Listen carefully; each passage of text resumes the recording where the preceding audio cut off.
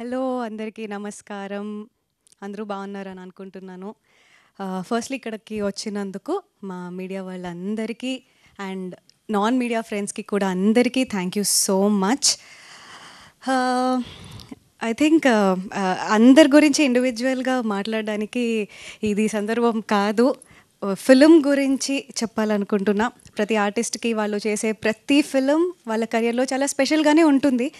అందరూ కష్టపడతారు. వాళ్ళు ఒక సినిమా చేయాలి, జనాల ముందుకి రావాలి అంటే కష్టం అనేది non negotiable. So I think we are no different. కాకపోతే ఎందుకు శశివదనేని నేను స్పెషల్‌గా చూస్తున్నాను, ఒకటి నా కెరియర్‌లో హిట్ చేసిన తర్వాత నాకు చాలా మంది ఇంకా చాలు పోలీస్ క్యారెక్టర్స్ ప్యాంట్ షర్ట్స్‌లోనే చూడాలా అని చాలా చెప్పేవాళ్ళు.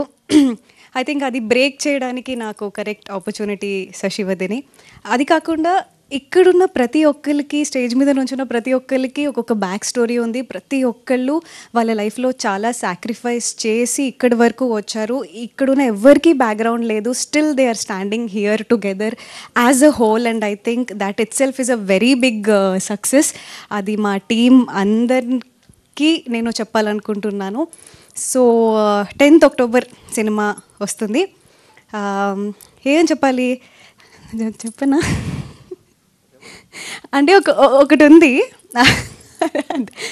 అది చూస్తే తెలుస్తుంది, కానీ కంపల్సరీ థియేటర్లో అది మీ అందరినీ సర్ప్రైజ్, అది ట్విస్ట్ మంచి అంటే చూడడానికి ఒక మంచి లవ్ స్టోరీ కాదనట్లేదు. ఇందుకన్నా ఎక్కువ నేను చెప్పకూడదు. కొంచెం అలా ఇది ఏదో భయం వేస్తుంది నేను ఏం చెప్పినా ఇంకా స్పాయిలర్ ఏదైనా ఇస్తానేమో, కానీ చాలా మంచి సర్ప్రైజ్ ఉంది. అండ్ కంపల్సరీ ఇది అందరూ చెప్తారు, నేను చెప్తున్నాను అని అనుకోకండి, బట్ కంపల్సరీ తెలుగు ఫిలిమ్స్లోనే చెప్పాలంటే భయం వేస్తుంది. ఒక మంచి క్లైమాక్స్ అవుతుంది. అందరూ ఓ క్లైమాక్స్ బాగుంది అనుకుంటారు. ఇంతకన్నా ఎక్కువ పెద్ద హైప్ నేనేం ఇవ్వట్లేదు. కానీ అదర్ దాన్ దాట్ ఒక మంచి Godavari style Telugu love story. Godavari నాకు చాలా ఇష్టం.